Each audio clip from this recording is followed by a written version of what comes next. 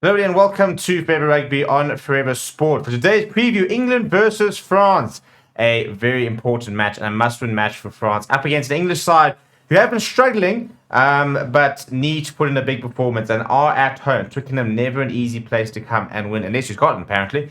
But it should be quite an interesting clash to see how Steve Borthwick approaches this game and, the sort of tactics that England employ. And I think that we saw some very almost negative, very sort of 10-min rugby type tactical arm wrestle against the Welsh by England, and I think that against France, maybe that is the way to beat them. You saw the Springboks, go quite close to beating France last year, but at the same time, the Springboks very much adapted their game plan against France and didn't kick a lot of ball to them and like to try and keep ball in hand. So, from a tactical perspective, it's going to be interesting to see how both teams sort of approach this game.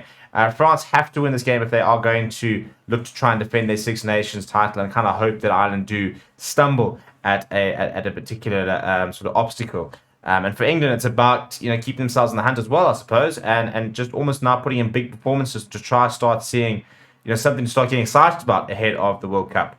Before we look at the two teams, please do smash like on the video. Please do subscribe to the channel as well. We'll start with the English side.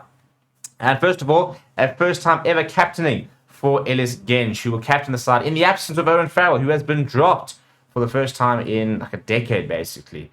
So it's very strange to see an Owen Farrell-less England, but Mark Smith being backed to do the business. So in the front row, it's a pretty straightforward side, to be honest. There's not too many other changes. Ellis Genge, Jamie George, Carl Sinclair is the starting front row. They've got Mario Toto and Ollie Chesterman behind them. Lewis Laidlam, Jack Willis, and Alex Donbrunt continue to be the back three. No Courtney Laws, who's once again ruled out with injury, and those sort of injuries really continue to plague a very key player for the English. Then you then got Jack from Portleet, partnering Marcus Smith, who's been a little bit poor in the England jersey. He was actually dropped from the squad, sent back to the Premiership, and now has been re-included by Borthwick. And interesting to sort of see that. What we almost thought was, okay, cool, this is now going to be a bit of a pause in Marcus Smith's international career. Quite the opposite. He's been thrusted back into the starting lineup. And he'll be interested in trying to get that Ollie Lawrence and Henry Slade combination going, which hasn't really functioned to sort of the heights that people I think know that it could if the fly half and the likes of Marcus Smith can really sort of get going. Anthony Watson, Max Malins, Freddie Stewart are the back three, and there's pace, power, there's good ability in the high ball across all three. Freddie Stewart, one of the best players under the high ball in World Rugby at the moment. Off the bench, it is Jack Walker, Marco Vinopola, Dan Cole, Dave Ribbons, Ben Curry, Alex Mitchell, Owen Farrell, and Harry Arundel. So plenty of good players to bring off the bench if needed, but they'll very much be looking to try and get on the front foot. And I think at the end of the day, it comes down to trying to slay this French giant pack.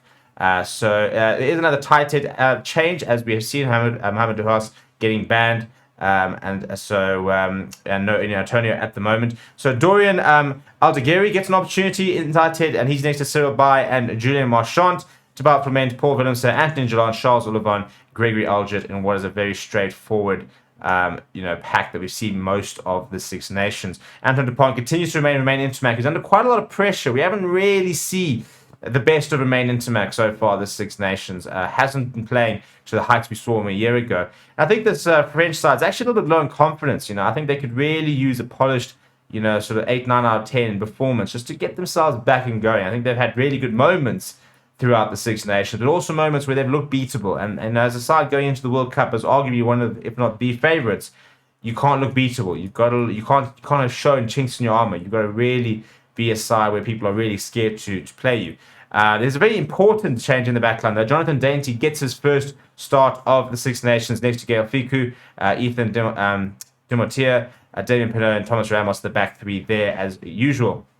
Off the bench, Pietro Mavaka, Reddy Wadi, Sibylle Falatia as a reserve front row. You then got Romain Tuafanoa, Sekou Makalu, and Maxime Luchu, Yoram Muafana, and Melvin Jaminet coming off the bench. No Jalabert, we've hardly seen Mathieu Jalabert so far as Six Nations, and I would like to see more of him, especially given the fact that I think that Romain Intermac has been struggling quite a lot. It should be an interesting game, and again, it's France can't allow England to pitch up and play good rugby. They've got to start well. They've got to put them under a lot of pressure. They've got to sort of put in a bit of a statement performance so that when Ireland take to the field against Scotland on Sunday, that they've got that in the back of the mind, that if they slip up, France are right behind them. So there's a lot to play for still this weekend. Let me know what you think of the teams as well as your score predictions down in the comments below. Please do smash a like on the video. Please do subscribe to the channel as well. You'll be live for this game. So come and join me in for a watch along. And I'll see you guys then.